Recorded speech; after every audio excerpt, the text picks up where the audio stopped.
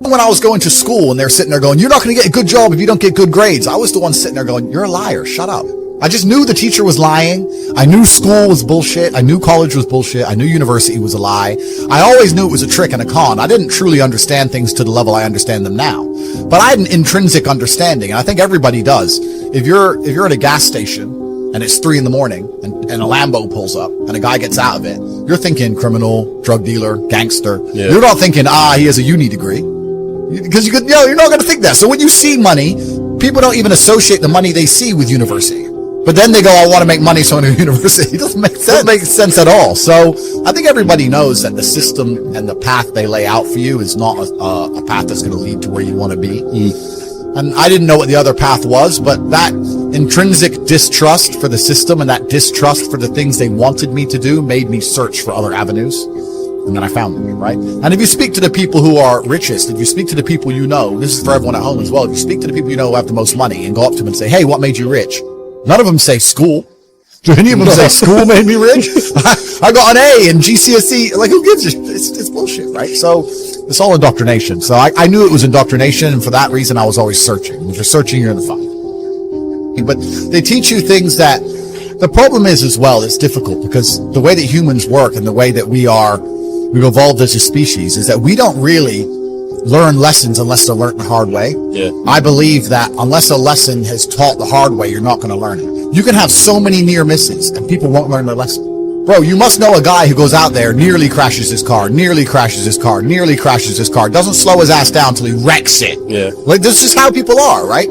So you need that pain for the lesson to sting enough to really genuinely go inside of your mind. And it's the same with everything. It's the same with driving a car or business. Truthfully, if you want to learn a lesson about business, you're going to have to suffer at some point, right? Mm-hmm. So we always say that most people are not successful with their first companies, X, Y, Z, blah, blah, blah. I get that. The truth is, there's a lot of people who make a lot of money with their first company, but they just spunk it, act an idiot, and it all blows up in their face. And that's how you get the discipline on your fourth company, that when you have $3 million in the bank, you just leave it there. You know, and don't be done with it. So you need to go through some pain. You need to experience some negative things. You need to have to a degree some trauma to really even learn any lessons. So yeah, business studies, you're right. The book, that's not going to teach you anything about business. You need to get out there in the streets. You need to make mistakes. You need to suffer. You need to have the tax man knocking at your door. You got to deal with all that stuff so that you make sure it doesn't happen again. I really think that humans are stupid enough to only learn the hard way. That's kind of how it works. The brokey days were good days, bro, man. Like, I'd get McDonald's and you're laughing with your boys. Yeah. Great. I'm not complaining about being rich. Obviously, I worked hard for this and it's a fantastic life I live now.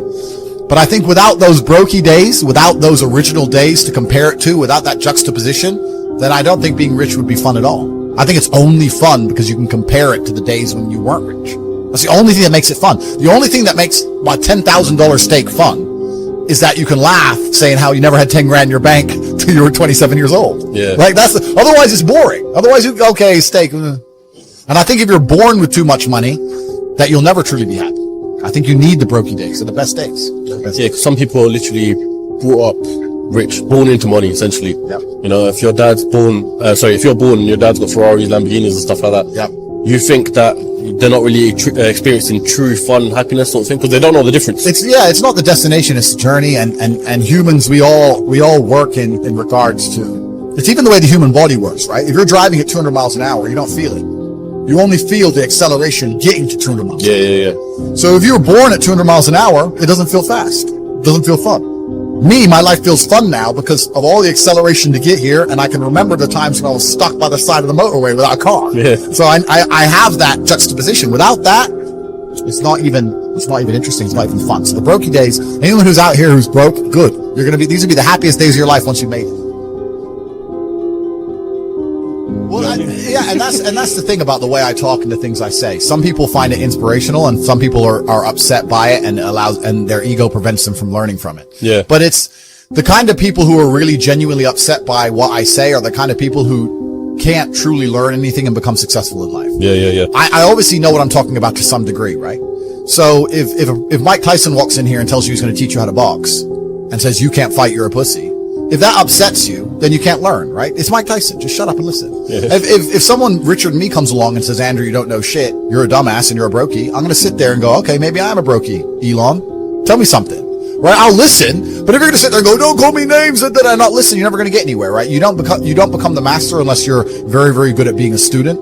And I've always been very, very good at knowing when to shut up. But I've got to a point in my life now where I don't shut up ever. So I don't.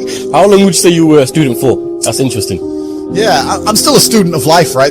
Nobody knows everything, and there's still a lot of people who I respect and will always respect and always am quiet around and treat with that absolute respect. But I've been learning for a very, very long time. I've always been very, very observant, trying to pay a lot of attention.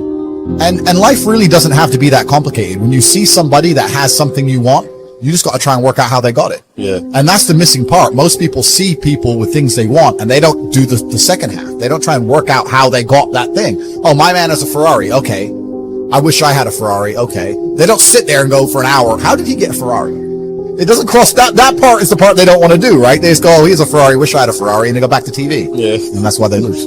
That's the poor are always going to struggle. And that's the way the game is set up. So you still need to find the best move on the chessboard. There's no point sitting there saying, I want to play a different game, because that's never going to happen. Because the people with the money are the people who have the control and they have the power. And why would they have the game set up any other way? Why would they change it? Right? It's also the basic of economics. I think a lot of people don't understand the true basics of economics. And the basics of economics state that even giving money to the poor, that ends up back in the hands of the rich. There's no way to stop the rich getting richer. I've already explained this before. But I remember during COVID when they did the stimulus checks and they passed out all this free money to everyone, $1,000. In England, they gave a lot more money, but in America, everyone got like $1,400 each, and everyone was happy about it, saying, oh, he's giving money to the poor. Yeah, but what do those poor people spend that money on? They either, well, Amazon stock tripled because they all went to Amazon. So Jeff Bezos got richer, right? But the fact is that there's less companies than there are people. All those $1,400 checks amongst all those people at the bottom ended up in the hands of a few companies. And the rich got richer, and you can't stop it. Doesn't matter if those people invested their money, doesn't matter if they bought stocks, doesn't matter if they bought crypto, doesn't matter if they bought a house, whatever. The people who have the assets and have the companies and have the control are always going to end up getting control of the currency, and they're always going to be richer. So that's kind of how it works. And it's getting worse and worse. It's have-nots and have-yots.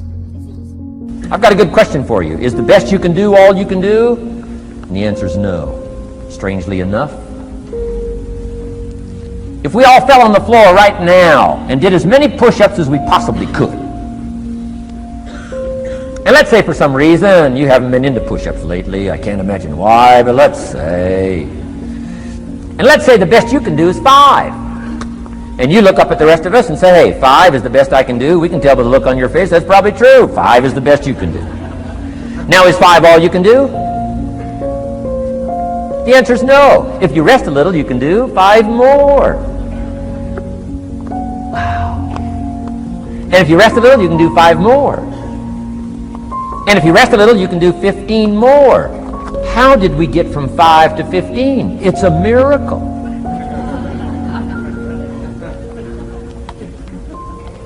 And if you rest a little, you can do 15, rest a little, you can do 15, rest a little, you can do 20. How did you get from 5 to 20? It's a miracle. Did you know you can keep doing that? Do a little more, rest a little, do a little more, rest a little, and finally get up to 50 push-ups? Is it possible to get up to 50 push-ups? Of course. How do you go from 5 to 50? It's a miracle.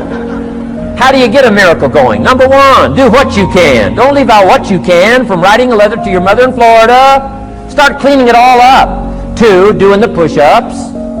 Go from 5 to 50. It's a miracle. Number 1, do what you can. Number 2, do the best you can. Here's number 3, rest very little.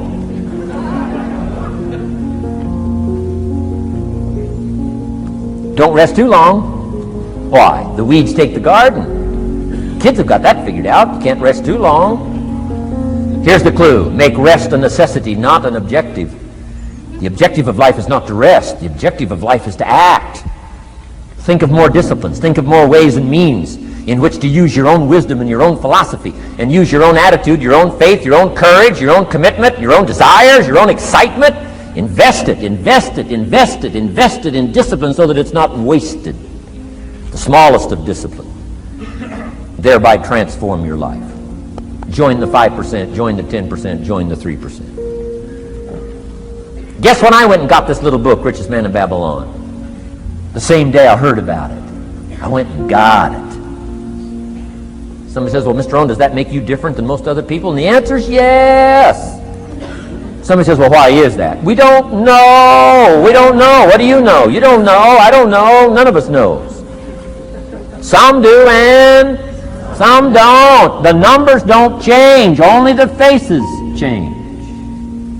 From those who get in on a seminar like this, listen to a dynamic sermon, read a book, listen to some cassettes, take seriously the next conversation of a friend who wants to level with you, and do something about it. And you can walk away from the 97% and not live there anymore. Because if you don't, the next 6 years of your life will be like the last 6. Mr. Shove said to me, Mr. Rohn, 6 years now you've been working. I'm telling you, the next 6 years of your life is going to be like the last 6 unless you take advantage and start making these personal changes. I made the changes, totally revolutionized my life. So take a look at the next 5 years of your life. It's going to be like the last 5 unless you change. And if you will change, everything will change. Join the 5%. 10 years from now, the numbers are going to be the same. But I'm telling you, some faces in this audience can change and start showing up in the 3% crowd, in the 5% crowd, in the 10% crowd, and thereby dynamically affect your life and your future.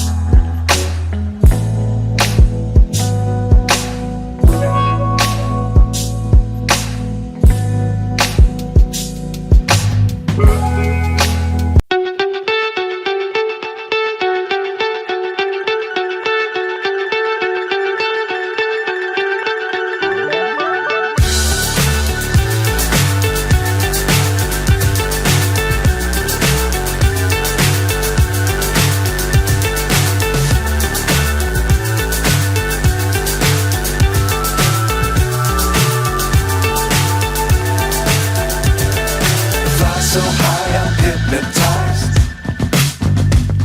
What's up is down, what's left is right. Chasing stars and holding you. I can't see the end, but we'll see it through.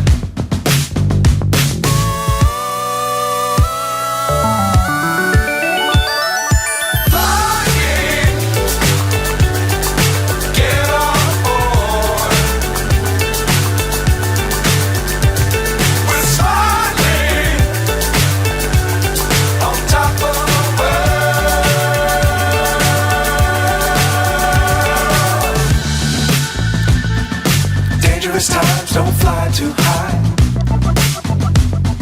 Be sure to keep the ground in sight. Fly forever if you keep it tight. Love the world but keep the sky on your mind.